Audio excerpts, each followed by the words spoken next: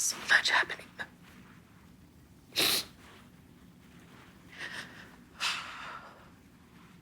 I felt so alone.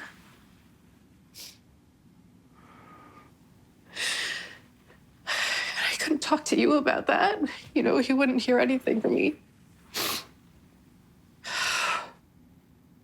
It was the worst time of my life.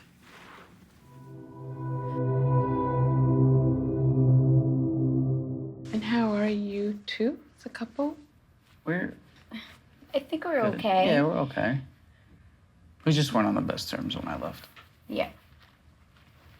What happened? He was with his dad. He gave me a call, and he's like, I'm on my way home with my dad.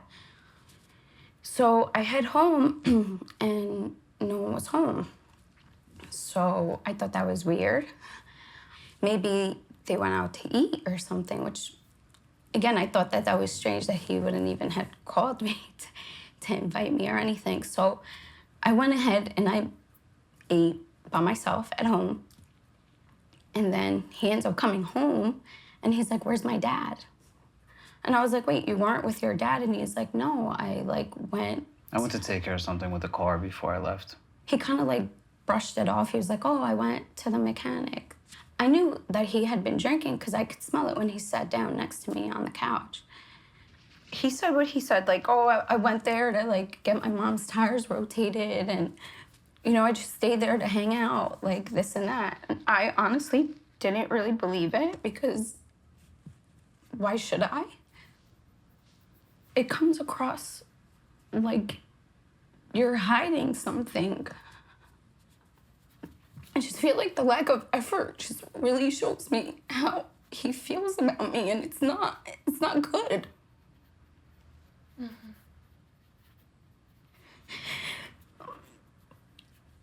And I guess I have to see that, because that's really who he is, you know? Mm-hmm. So while he was away, I felt almost like a relief. Because I feel like I didn't have to worry about anything.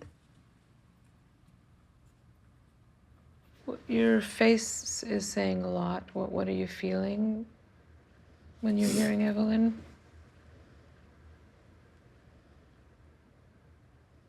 It's just I feel like it's an overreaction.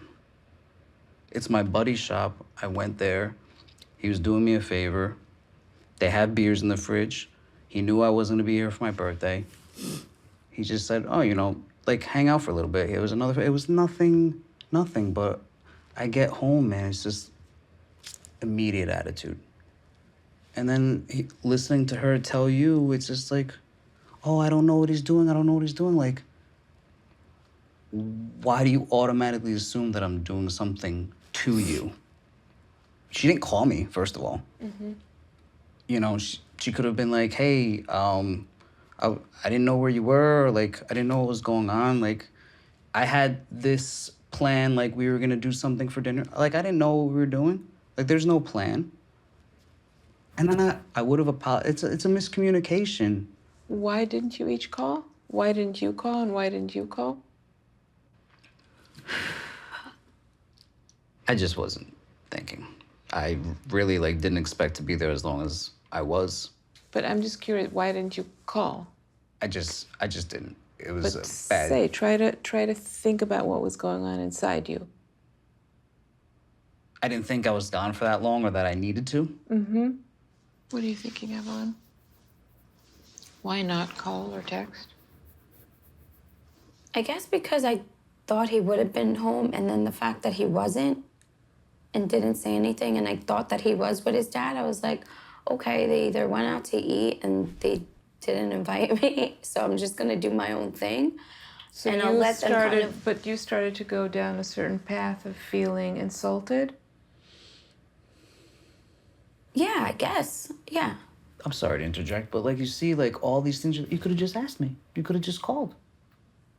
I don't like to be looking for you. I don't want to be, oh, well, if you were interested, or if you couldn't, if you were concerned, then why didn't you just call me? Why do I have to be looking for you? I'm an adult. If I'm gone for 2 hours, it doesn't mean I'm off cheating on her. And that's the vibe that she gives me.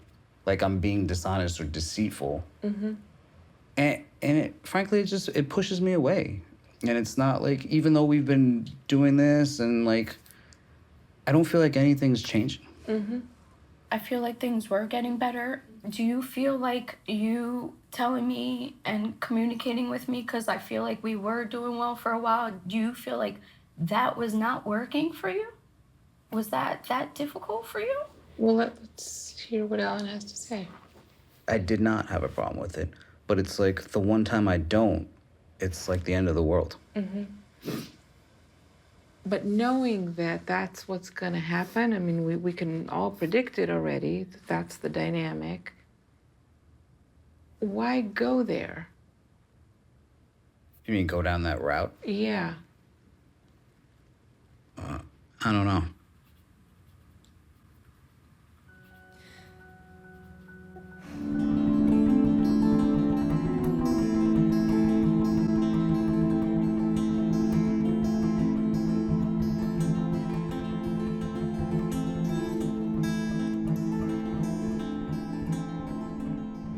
I'm not pregnant. And how are we feeling about that? Pretty shitty.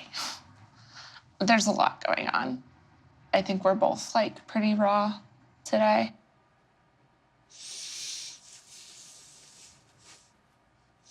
Yeah, it's been a hard couple days. Yeah, it's not all, like, the pregnancy stuff. It's, like, the news and the, like, Trump memo. Yes, I was thinking about you too. I think that's really weighing heavy on both of us. It's just all these things, like, compounding. Even, like, this baby thing is, like, not anybody's fault. Like, I chose this life, but it's so hard. And I feel like I'm being punished all the time. Like, most of the time, I really don't let the news into my world because this is what happens. Because I don't understand, like, what that could look like. Concretely in terms of your life, but you do understand something, which is that if you take it in, it poisons you, it shifts things inside. Well, I think just like with everything else, you have to be quite intentional about how you're taking this in. What about the pregnancy itself? I started to get pretty excited. And it kind of felt like this was the most important thing to us, so like, great. I can take all the other shit.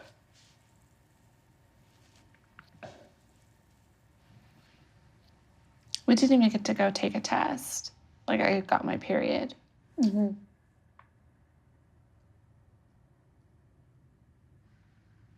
It's tricky. There's part of me that's, like, a little bit relieved because it's such a fucking crazy time. Yeah. And the other part of me is, like, devastated. Not even that I'm not pregnant, just devastated that our tries are so limited. Yeah. It's like a roll of the dice, and now we wait, and now we do invasive surgery. And it's just like, are you fucking kidding? Like, we don't get to just keep trying under the guise of, like, we're, like, not trying. Like, you know what I mean? We don't just get to keep rolling the dice. There's no dice on the table right now. I just feel really stupid. To have tried? I have some thoughts about that, but I want to hear your reaction or thoughts. It's been hard to have deeper conversations between us about like the pain that she's going through and I'm going through, like while we're just trying to put out fires. Is there more that we should add to this? Is the kitchen? Yeah, it's the kitchen, and before that, it was like our schedules were too full. And as soon as we like took the schedules down, it was like, now the kitchen's gonna consume everything. I just feel like I don't know what to do with it all. I mean, it's like it's really unfortunate timing that this pregnancy didn't happen exactly around this time, Yeah. but this is random. Yeah, I don't really buy that. That it's random? Yeah. It just feels like all this shit that's happening right now is so big that it's hard to ignore. Like, it feels like the universe is hitting me over the head with some kind of message, and I'm not getting it. All of the shit that's happening on the political arena or in your kitchen? Everything. Right. All of it. Like, add it all up. And it feels like it should mean something, that all of this is happening at the same time. But you can also say that it means that the two of you, have a way of packing it in and hurrying so much that sometimes you're going to find yourself suddenly, when one thing starts tipping, another thing tips, and you're suddenly in this kind of situation. And you're kind of young and impulsive. So it is punishment for being impulsive. It's like this, we deserve this then. No. No. That's not what I'm saying. But you have a pressure there to experience this as punishment. That's not what I'm saying. I'm saying it's random. That what you're seeing as related has nothing to do with the relationship between these events, but it has to do with something totally different. Which is that your kitchen and the pregnancy, the administration, who could have foreseen that? But the kitchen and the pregnancy happen at the same time because you didn't wait to finish your kitchen before trying to get pregnant. That's not a crime. It's a risk. It's not a crime that deserves punishment. We actually met here in the city. This is right after 9/11. We both got hired at the same company. And, you know, the first moment I saw her, I was like very into her. And I asked her out a few times. I asked her out, I think within those first 2 weeks, that we were putting chairs away, and I was like, do you want to go get some coffee? And she did not. She turned me down. And then we were at a holiday party. We ended up, you know, there was wine at the party, and she was a little bit more talkative with me. Because we were flirting. And then we were like flirting with each other. And then next thing you know, it's like 4 a.m. We're at a deli eating, and just, that was it. What did you see in each other? You know, she's like, she has this light and energy, and like, she also is like really fiery. Those were my... And for you? Josh was like the first person who I felt really saw me and understood me, and he was just so, it still is, but so kind and so gentle and so calm. Like, he was the opposite of chaos. It felt calm. Yeah. And I felt like energized. I felt like, oh, I'm like alive. This like life is happening. But that feels far away. Like, that was a lovely story, but there's a lot of shit from there to here, and a lot of pain. Say more. You know, before we had our first child, I had like a bunch of miscarriages, and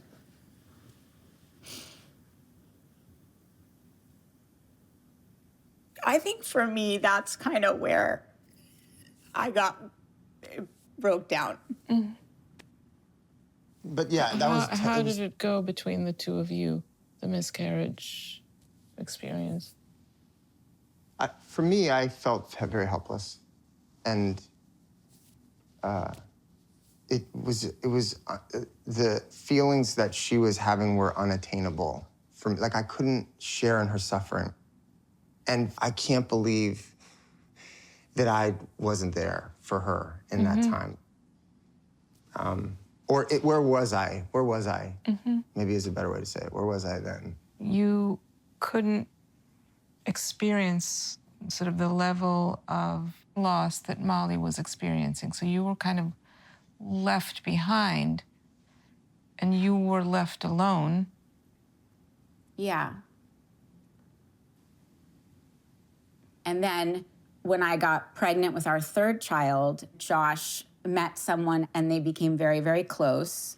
And it came out that he was having an inappropriate relationship with her. And I was pregnant. That felt like the rug had been pulled out from underneath me. Half of me was like, I'm not gonna have this baby to spite you. The other half of me was like, I have to save my family. I can't bring in another child because there's all this chaos going on and this is the right thing to do. And then It's like such a... It was extreme. I did it at home with a pill. It was very painful. And then the doctor gave me Percocet. And then I got addicted to Percocet. And I crashed my car in a tree a block away from our house. Like, it was just a terrible, terrible time. It just feels like so fucked up. I don't know. It's just like we haven't really talked about it like this. We have not really talked about it. Let's.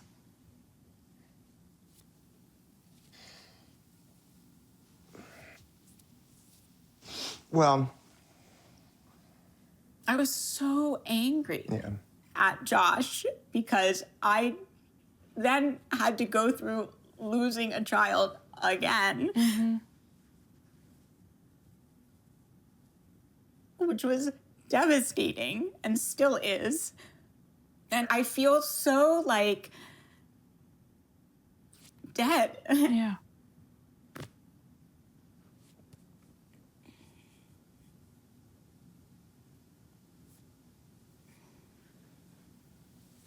First of all, Josh, where are you?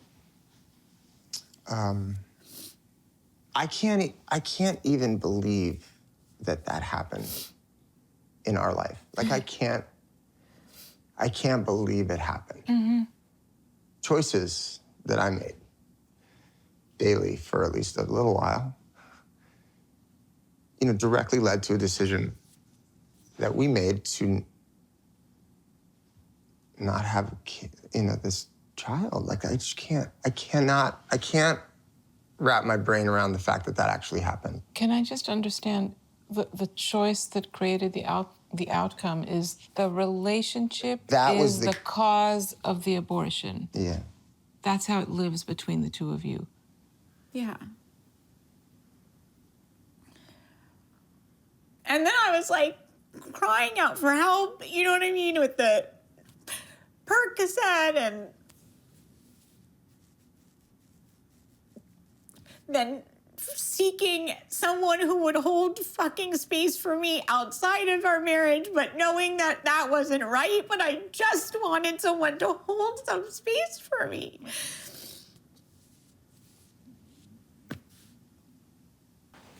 Hi. Hi. Hi. How are you two? Shitty. Yeah. I've been worried with you. Yeah. Last session was really hard. We, didn't see each other for 2 days after that. We just took space, barely talked. I felt a feeling that I never felt before. I just, like all my skin was being sucked in towards me, collapsing on the inside. Implosion. Like everything was sucking in. And I just felt really devastated and really defeated. How about you? I would say for those couple of days, I felt like just really empty. almost like shell shock. It's like this weird feeling, like it's like it's like when I'm with her, like I'm with her, but I'm also like hesitant to like take her hand. Like taking her hand is like, it's not natural anymore. It's like something that I have to tell my hand to do, you know? It's a show that I'm here and I'm in it when there's this part of me that runs. And so for me, There's this part of you that runs. That runs because I don't trust. And for you, Christy, where were you in that kind of implosion? And I felt like one of the reasons why I was so devastated last week is because Brock handed out an ultimatum. And he said, commit to me in this way, or else I won't open my heart to you. And I have resisted that ultimatum for so long because it violates my integrity. So finally, I called your bluff last week and I said, okay, then we're open. And you were like, oh no, that's not what I want. Cruel is the word. the cruelty is? The mind games. Meaning trying to pressure you to come Brock's way? Yeah.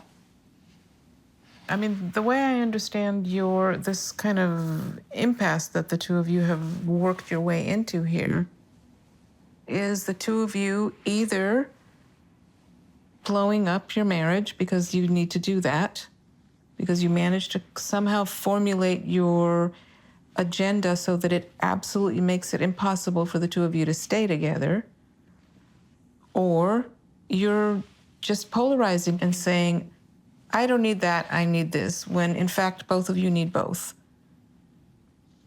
I don't know which one it is.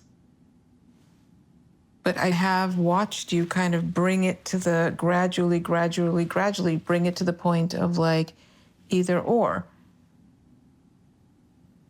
Now, why would the two of you do that? Last session, I said like, it was about power. Mm-hmm. And I felt like Christy showed me that she has the power to forget about me and do something. I mean, she like knowingly really hurt me. And so my stupid solution to this was, oh, well, I'll just go out and have an affair and show you that I can hurt you like you hurt me. And I realized that I realized that I have the power to be the monster, but that really makes me sad that I could.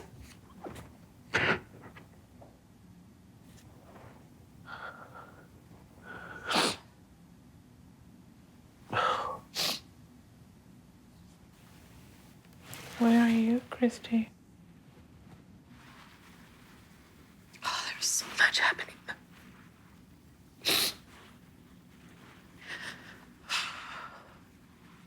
I felt so alone.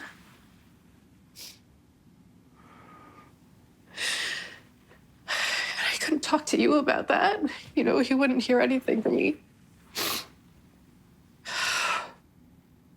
It was the worst time of my life.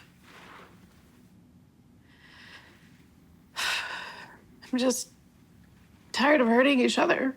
Yeah. Just really fucking tired of it.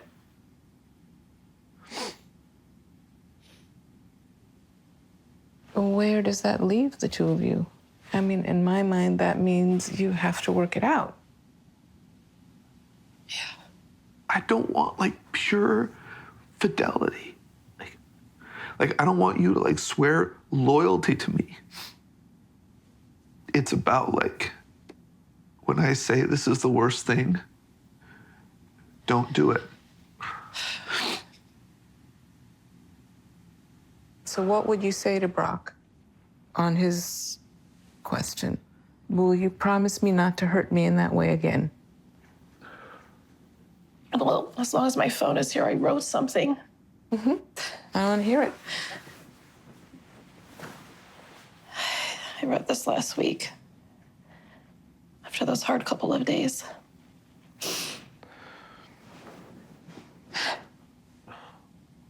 I cannot promise you protection from pain, or the unknown, or even myself.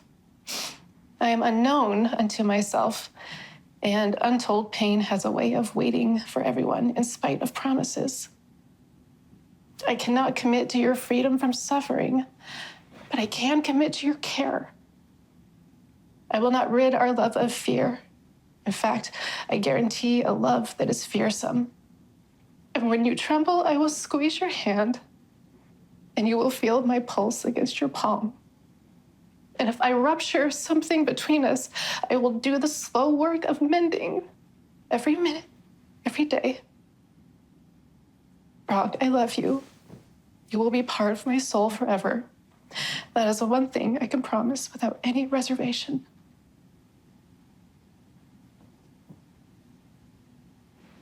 Thank you. I love you too, Kiss. I don't have anything written. That's okay.